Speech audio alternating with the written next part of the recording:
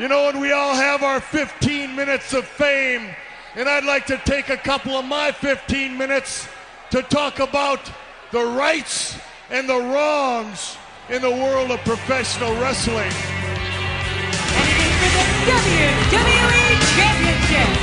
This match is for the ECW World Heavyweight Championship. For the World Heavyweight Championship. The match and new NWA Heavyweight Champion of the world.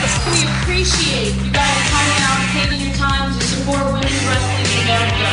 This match is for the AWA World Heavyweight Wrestling Championship.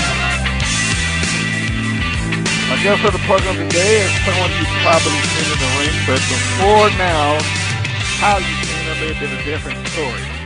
She's known as Betsy Ruth, seen on a national scale as Rosie Lotta Love, and most recently she's returned to wreak havoc as Andréa. And Andréa's one tough cookie. If you haven't had the opportunity to see her in action, have no fear, because seemingly week by week, new video is added showcasing her destructive power in the ring. She's the Amazon amongst us. This is the awesome Andréa. How are you? Hi. I'm doing well. How are you? I am doing fine. And Thank you for having me. Well, I was going to thank you. Thank you for coming on. I know you've had somewhat of a hiatus away from the business for some time. So this is an honor for me to have you in. Absolutely. Yeah, 2 years was a little bit of a hiatus, but I'm back. I'm leaner and meaner and quicker. That you are. You leaner, meaner, quicker, all of that good stuff. First, let's address the hiatus. I know you put some videos on your personal YouTube channel at some point in time that somewhat address that, but for those that haven't heard it from your mouth directly, would you explain the reason behind your 2-year sabbatical? I went to Japan as Rosie Lotta Love. They actually brought me over and they named me Andréa Mother over there, which is where I get my name from now, Andréa. Okay. And that's an homage to the late Andre the Giant. I am the female version. I was the female version of Andre the Giant over there. So they brought me over there, and I did 7 tours over there. And on my last tour, I took a nasty little spill 19 feet through a table. And the table broke incorrectly. I guess it broke the way it wanted to, but it happened to shoot up into my ovary. And I happened to rupture my ovary. I flew back 30 hours to the States, and I collapsed on my bathroom floor, and my husband found me, and I was rushed to the hospital. And I was told by my lady doctor that if I took another fall at the weight that I was at, that I could hemorrhage. Not just a bump, but an actual fall. So she recommended that I get my ovary removed because my ovary was ruptured, and I was like, I don't know if I want to do that. And she said, here's your options. And I was diagnosed with what's called Polycystic Ovary Syndrome. It's a big, long explanation, but basically it's the reason why I couldn't ever lose weight when I was heavier. It's a metabolic condition that has to do with all the hormones. I had hormone imbalances and whatnot. And I did some research. I have a medical background as well. And I did some research, and the American Diabetic Council had shown that vertical sleeve gastrectomy, which is a bariatric surgery, had improved symptoms of polycystic ovary syndrome and had allowed patients to lose weight. So I discussed it with my lady doctor and with the bariatric surgeon, and we decided to go ahead and do that. And I had vertical sleeve gastrectomy in June 2013, and since then I've lost about 130 pounds. Went into the gym like a mad woman, but for a good 6 weeks after the surgery, I thought I was going to die. I went from being a very active 300-pound wrestler to a bedridden invalid, basically. I was not getting hardly any calories in, and I told my husband, I was like, I think I'm going to die. And he was like, you look like you're going to die. But no, it was the hardest thing I've ever done, and I went through the Dudley school, so that's saying something. Well, in that statement alone, you've answered another question. So I was going to ask, where did you train? I thought it was Team 3D Academy, but you just confirmed that. But that is yes, rough. it is. Your personal that 2 years of I guess getting yourself back in shape, getting yourself out of bed, active again. That was rough. Did it ever cross your mind that, okay, look, I just may need to leave this pro wrestling thing alone entirely? Yeah, I said, you know what, I'm hanging up my boots, I'm done. I'm never going to wrestle again. And I'm sure my mom probably would have been happier with that, but, you get the bug. It's that, we call it the abusive relationship that you can't get away from wrestling. Oh. But, I went to a show about 6 months ago, and I saw my old friends, and I watched them, do their thing in the ring, and I was like, man, I'm healthier now. I feel great. I feel better than what I felt like when I was 300 pounds. Of course I do. I feel better. And I said, you know what? I think I'm going to try it again. And I messaged Devon, and I said, what would you say if I said I wanted to wrestle again? And he said, are you serious? And I was like, yes. And he goes, I'd say I love it. And I told Val, one of my good friends, SoCal Val, I said, please talk me out of this. And she said, I can't. She said, you're way too talented. And she's like, you've got exactly what you need to have now. And I talked to my husband, and he's always been super supportive of me. He's always been there. He's always ringside whenever he can. And he said, go ahead and do it. He said, I'm not going to stop you from following your dream. He's like, it was your dream for so long, and you had to give it up. It wasn't your choice. So end it on your terms this time. And I was like, you know what? I think I will. So I'm back. Fantastic. And if I was not told that you were Rosie Lotta Love ahead of that, I would have never known. I don't think I would have ever put that together. It's funny because even the people that I knew the best, like the people I trained with, didn't recognize me. Bubba didn't recognize me when I saw him. I was at the show. It was the Hope for a Single Mom benefit that Devon does with a couple of students from the Team 3D Academy. And I showed up at the show, and Devon had seen me because he's a friend of mine on Facebook. But Bubba hadn't. And I went up to him, and I said, hi. And he's like, hey. And then he kind of walked away. And I was like, wow, it's like that, huh? And I was like, hi. And he goes, holy crap. Well, he said another word, but, he looked at me and he goes, thank you for the substitution.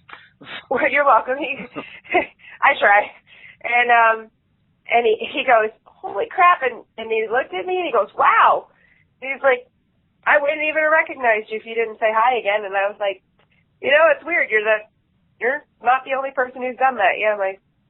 Even my family sometimes, like my grandmother even goes, it's you. I know it's you. She goes, but every time I turn around to look at you, I see the old you, and then it's you, and I'm like, who's that person that's in your body? So, yeah. But you lost the equivalent of a small human being, and that's commendable. Most divas. Yeah. Well, I lost a diva. You lost a diva. But it's funny because despite the fact that, first I want to say, I'm sure your fan base is proud of you for losing that and reinventing yourself, but not to sell the Rosie Lotta Love character short. I mean, she did have a fan base of her own. I think that's safe to say. She sure did. I actually have some people who say I liked you better when you were bigger, and I was like, well, I thank you for that, but my joints like me better this way. I can imagine. Yeah. I will say the first time I took a bump in the ring, I missed that extra padding. Okay. Yeah. Was that your creation? Was Rosie Lotta Love yours, or was that a character that was assigned to you? That was the brainchild of Bubba. There is an AC/DC song called Whole Lotta Rosie. Mm-hmm. And it's a great little tune, and that's her. That Rosie Lotta Love is that Whole Lotta Rosie from that song. I took that song, and usually when they played it, the song on stage, they have this giant, 60-foot blow-up doll up here, and she's got lingerie on and whatnot, and she's the blonde version of me. But I was the brunette version of Whole Lotta Rosie, and that's who I emulated. It was kind of a mixture of Bertha Faye and Whole Lotta Rosie from AC/DC. But yeah, that was his idea. Fascinating. Yep. That is quite the shot, and that's also quite the jump from your first persona in the business. Would you care to share that? Yes, that was Bessie Ruth. She was the great-granddaughter of Babe Ruth. And where we got that from was I had been active in sports and whatnot and played softball, and I was like, yeah, I could do a softball character because we were trying, we were shooting around, and Bubba and I again. And there's a movie called The Warriors, and the Baseball Furies was one of the gangs in The Warriors, and they painted their face the way that I used to paint my face, so I took that from there, and they wore the pinstripes, and I was like, well, I'll be Bessie Ruth, the great-granddaughter of Babe Ruth. And I came up with a whole, character development and, where she was from. She's from Cooperstown, New York, which is where the Baseball Hall of Fame is. And, I created this whole little character, came out the Louisville Slugger, and she was just a bad son of a gun. I see that. And, none of one persona to the next really related at all to the next person. Like Bessie Ruth almost has nothing to do with Rosie Lotta Love, and Andréa has nothing to do with either one of them. I know, yeah. I like to challenge myself. I like to think that I'm pretty versatile, and hopefully other people see that, and maybe bigger companies see that, and see that you can put anything on me and I can pull it off. Hopefully, Well, I think so, because most people take a smoother transition in what they're doing. Yeah.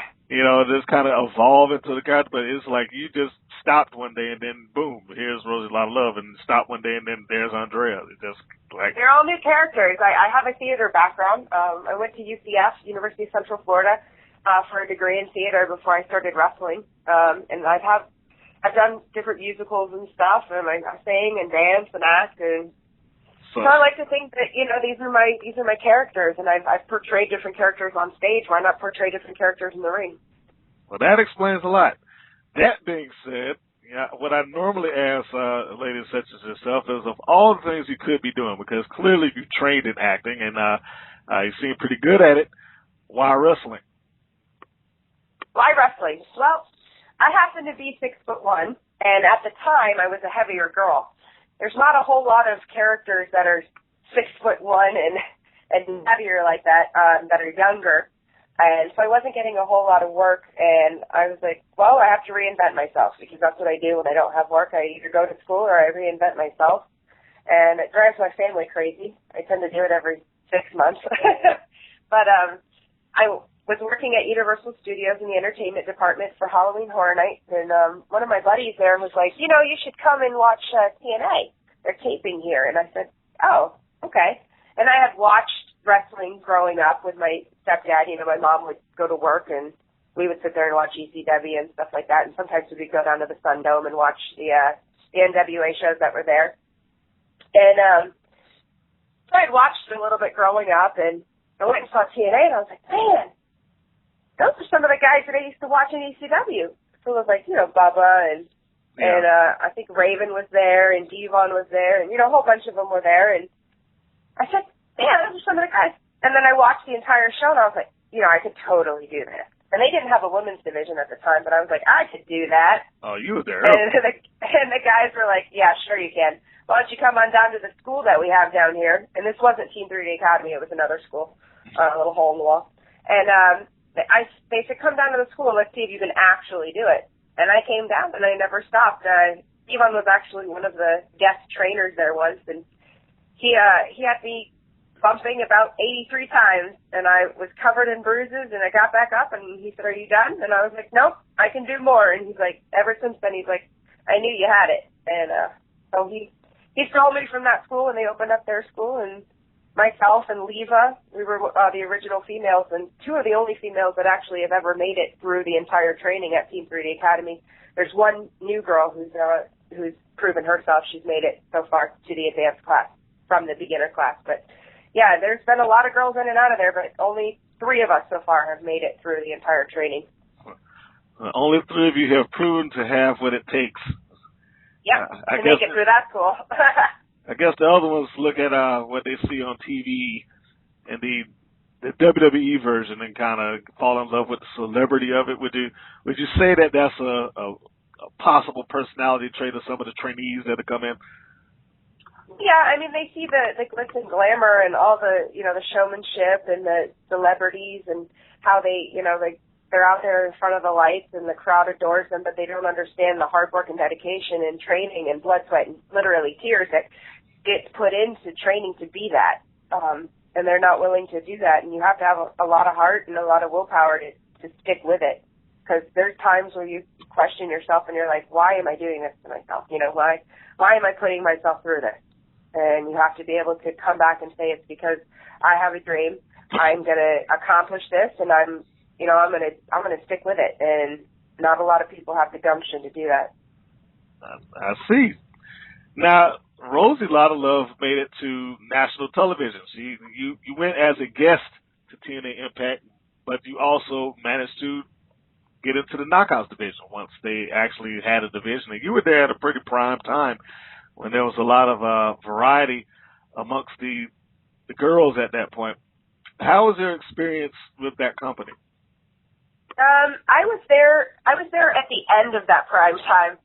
They had started to whittle away.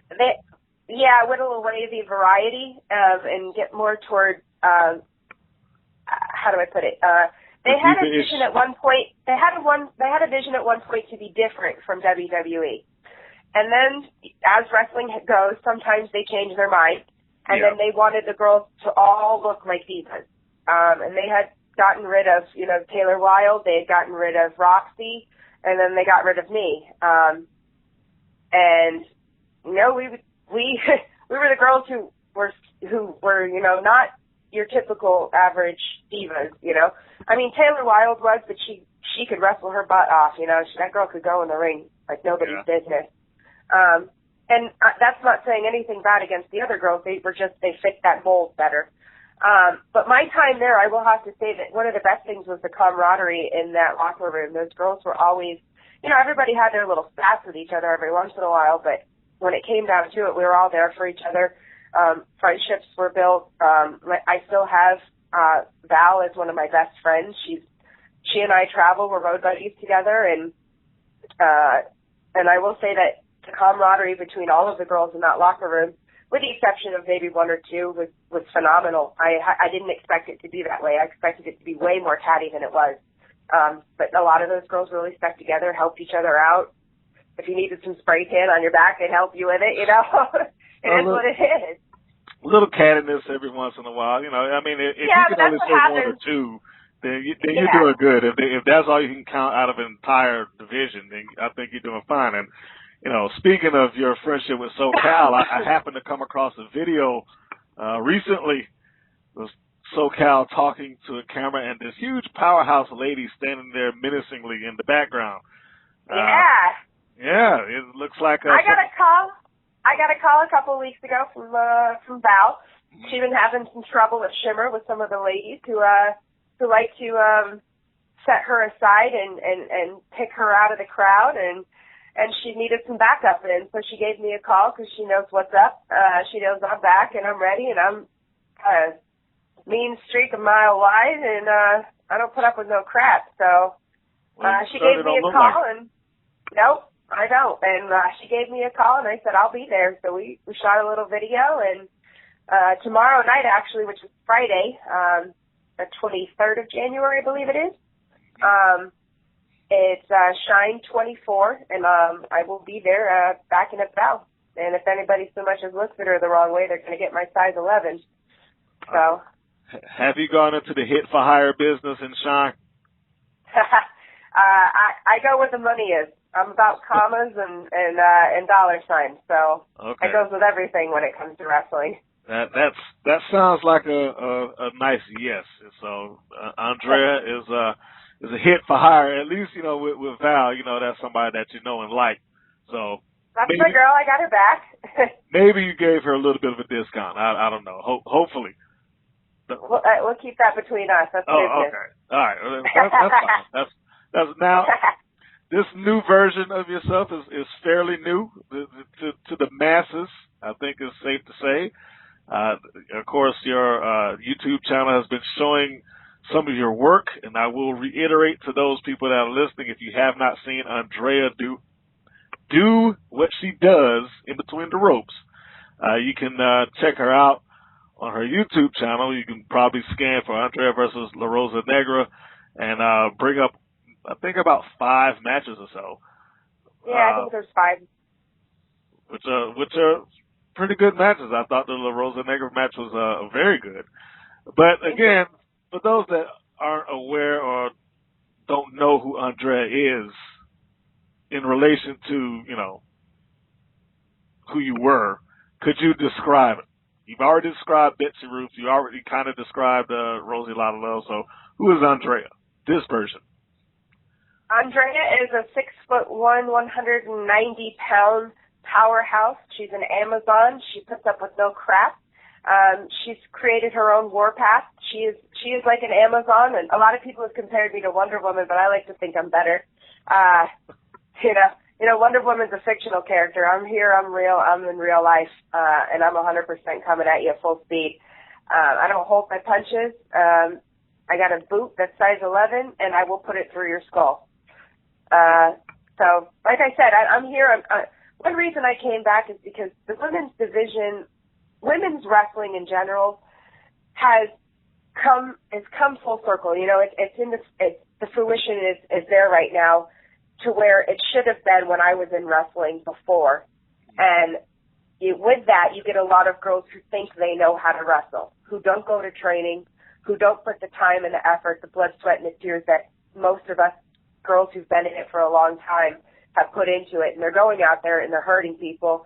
They're making a fool of themselves. You know, they think it's more of a dress up and hang out with hot, sweaty guys than, you know, actually wrestling.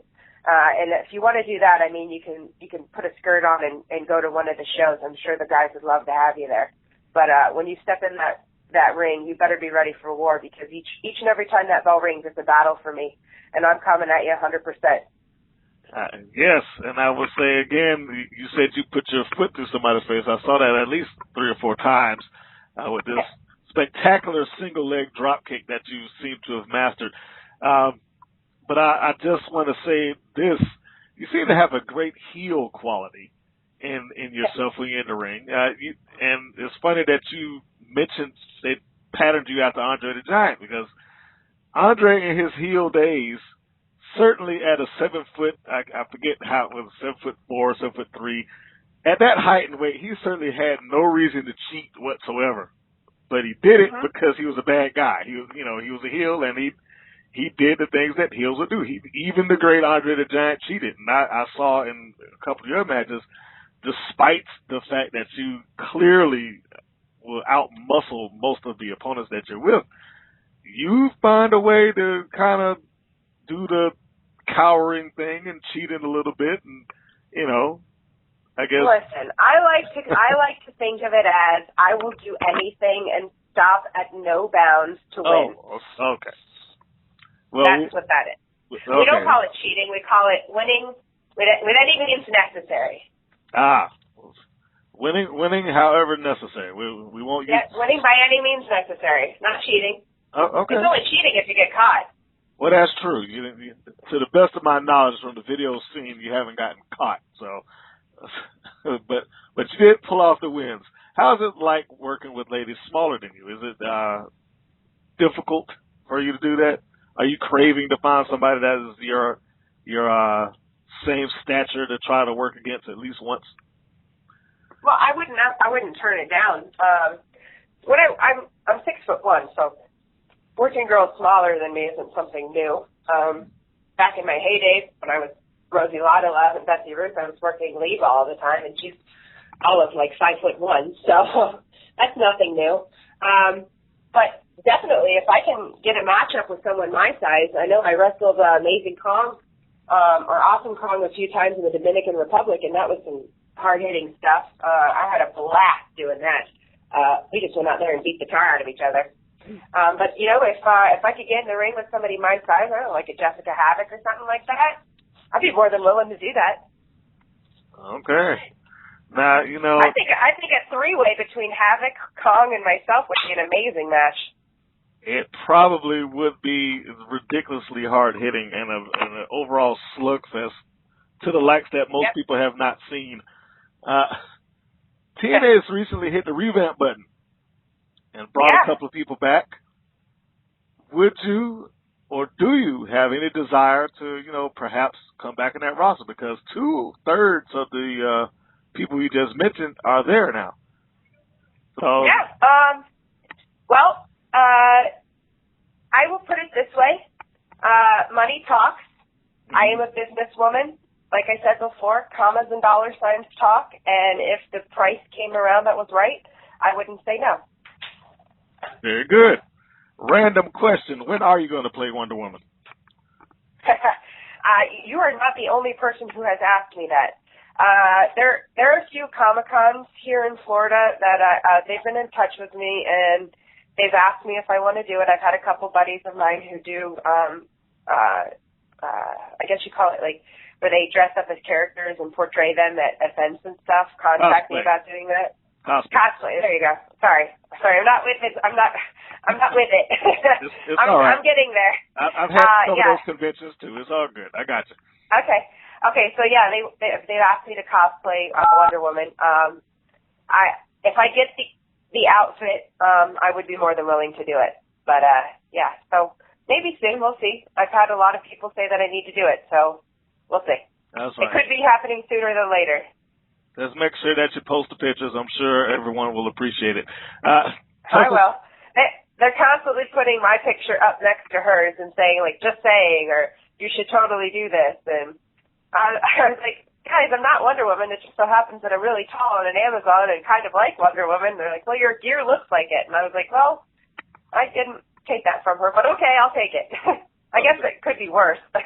It could be much worse. You have to take into account that there's a lot of people that were not happy with the actress that they picked to be Wonder Woman, being that she's a supermodel and, not really physically. Yeah, she's fairly thin. And the Wonder Woman that I remember from the books that I had growing up, she was pretty jacked, but whatever. So there you go. That's Hollywood casting, though. But you have to go with that. I was about to ask you if I had a magical booking sheet, who would you pick to get in the ring with? But I think you answered that question in your little three-way dance scenario. So you know what I'm going to do? I'm going to go back to a random question. Xbox One or PlayStation 4? PlayStation 4. PlayStation. Only because I love God of War. Oh my God. But I'm not a huge gamer, but I got sucked into that game and I lost 4 days of my life. Well, then you're not a huge gamer, but you lost 4 days playing God of War. Yeah, Holy because smoke. that's why I'm not a gamer, because if I start playing games, I get suckered in and I have to do the whole walkthrough and make sure I get every single token and what I see. This is me not being a gamer. I get obsessive about it and I have to complete every mission precisely the way that it needs to be completed, and I need an intervention when I sit down. So that's why I can't do it. Oh my goodness. Well, at least you're aware of it. Part of recognizing the problem or part of addressing the problem is recognizing that it's there. So you're good. Should any champions out there in wrestling land be worried that you have arrived on the scene? Everyone should be worried. Everyone I step into the ring with. Oh. I mean, you could just lay down or you could just get a count out. That would be easier. I mean, I don't want to have to work harder than I do, but I mean, everybody I step in the ring with should be worried because I don't hold back. I'm not here to play patty cake. It's wrestling and it's not ballet. Okay, so that's just a warning across the board to no specific champion that happens to be carrying a gold belt right now, but anyone from opening match to main event should be basically looking out for you. Yes. I have a war pass, and if you get in the way of that war pass, I will stomp through you. Okay, well, you know what we have to do here before we close it up? You have to make sure people can find you. You have to find your social media on both Facebook and your YouTube because it seems to be collecting some video. I will, of course, link to the matches myself for those that have a hard time. But if you would share that, because I know it's not under your ring name, but if you would share that, for people to see your work, please do.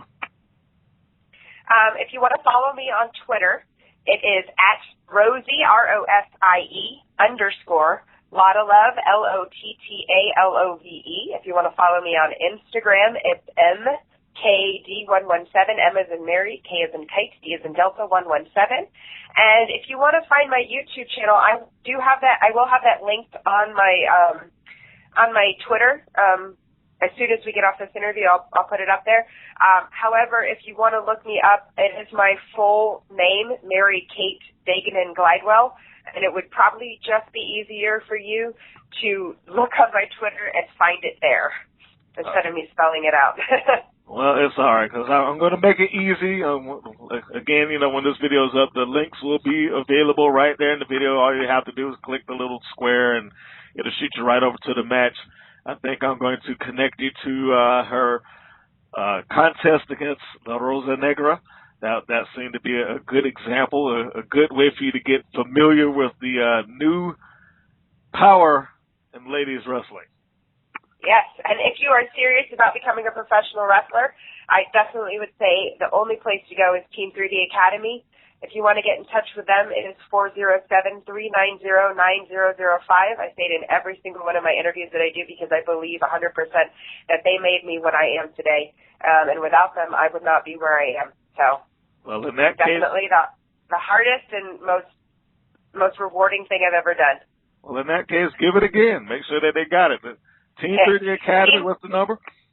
407-390-9005.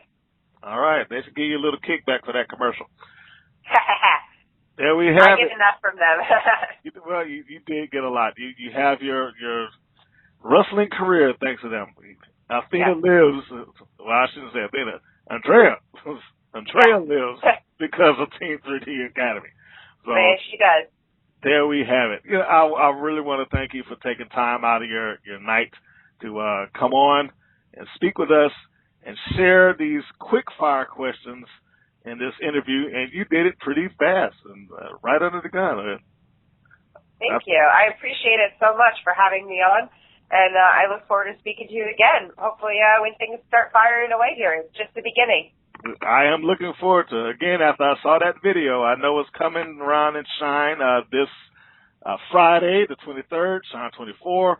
If you want to see her, you might be able to catch her right there on iPay-per-view. So that's a quick plug for them, too. So there you go. Absolutely.